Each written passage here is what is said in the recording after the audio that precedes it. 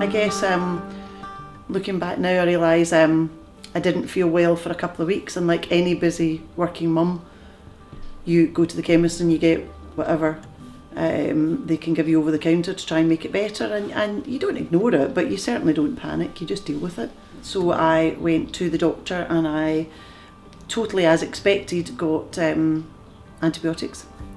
The antibiotics for a chest infection, which I assessed as well. The doctor checked me thoroughly and he obviously felt the same as me. So away I went with my antibiotics, and fully expected by the next day they would have started to work. It was a beautiful, beautiful weekend in Lochwinnock. It was to be the gala day that day, and I really wanted to be better for the gala day on the Saturday. But it wasn't quite like that. When I got to REID, I collapsed as I walked in the door. And I didn't wait. Nobody expected me to wait in the waiting room or anything. Straight into a consultancy room, and that's the last I remember. I could tell by you just walk into the room and there was cables and wires and machines and doctors and nurses and I knew that this isn't good. She wasn't lying sick in a bed. She was unconscious in a bed with no colour, and you could hardly see her for the tubes and cables. And I knew a couple of people in the medical team. They took me aside at one point and said, "You know that she's very sick, don't you?" And I knew just by the way they said it that very sick meant she's going to die.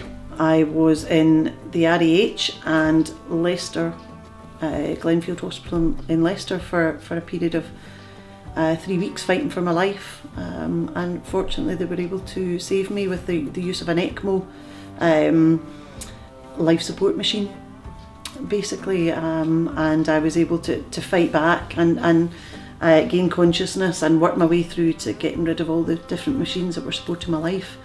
That was a period of about 6 weeks in total. And at the end of the 6 weeks, we had to focus on my hands and my feet, which had gone black through lack of circulation and oxygenated blood. So I was left with very solid black, ebony-like hands. My feet, a wee bit more promise in that the circulation was coming and going a bit, but they were quite blue anyway. So we had to face what might happen with my hands and feet, and it was a bit of a shocking day. I was switched to Glasgow Royal, and the first day the doctor's rounds came round at the foot of my bed, it was announced that I was to lose my hands and my feet, where I thought it would only be trials and tests and scans, but no, I was to lose my hands and feet. And that was probably the worst day of it all. I hit rock bottom that day and I had to face life without my hands and my feet. So the thought process becomes, how do you become ultra able? How do you become more capable than you were before because of what's happened to you? How do you become bionic? How do you become an X-Man or a Transformer or any of these things that are cool now? And I was very aware that the operations that she was going to get, the quadruple amputation, puts you into a very select band. There's not many people like that. And I guess we knew there would be a hefty level of interest in her, therefore every time she speaks people are interested in what she's got to say, and that in itself brings a hefty dose of responsibility with it. The charity started first of all when I was lying in hospital feeling like I couldn't do very much, and someone sent a cheque in and he said, "This is for Corinne, she's going to need lots of things and they're going to be very expensive and I want to contribute." And it was bizarre. It was something I'd never known. I was the person that did charitable things. I was the one that was always fundraising. I was never the needy one. So it was quite a change for me that I had to really get my head round. And I only managed to do that because it was so kind. People were trying to be kind and trying to do nice things. And the way I got round that was by thinking, I can help other people. I can show other people what can be done. And I can use this opportunity and this charity to show people that there's hope after amputations. Finding Your Feet is about providing a support network to amputees or those with limb deficiencies who maybe don't have their own support network to fall back on. It's also about creating opportunities in sport and recreation to help people get back into society after limb loss or amputation. We've also been able to help people on an individual basis. There was one little girl, Keely Soretti, who's 7 years old, and she lost her leg at birth after an infection in her bowel. And we've been able to help her by buying her a bike. She was struggling to keep up with her twin sister, to ride her bike without stabilisers. So we stepped in and we were able to help buy a specially modified bike. We took her to the velodrome, and Corinne and her rode round the track at the velodrome, which was just a fantastic sight. She absolutely loved it. And by that point she'd had the bike for a little bit of time, and she'd managed to ride it. And I think we had tried loads of things with bikes. We tried her with the learning bikes without any pedals. We'd taken the pedals off her bike, that didn't work.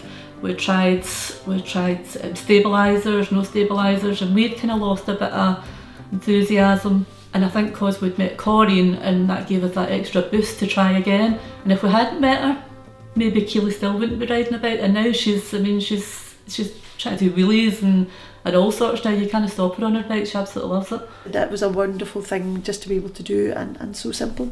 And she's just a wee superstar.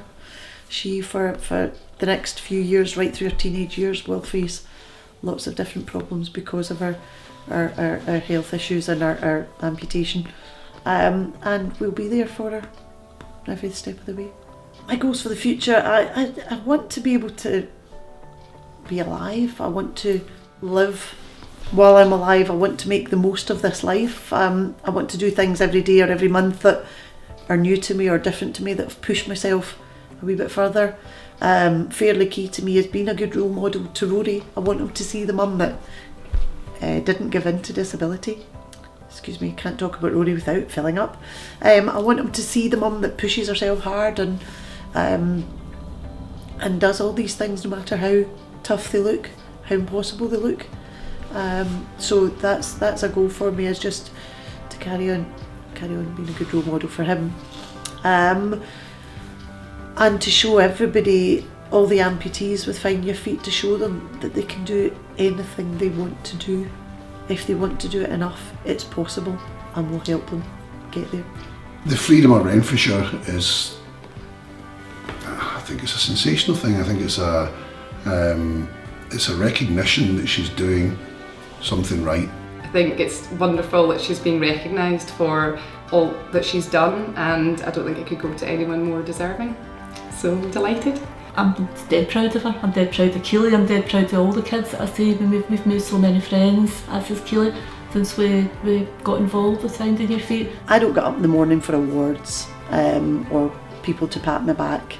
It doesn't change the way I do things or what's important to me in life, but it's a really nice, kind gesture that people notice that it's not that easy for me, and that I'm trying hard, and people clearly see that.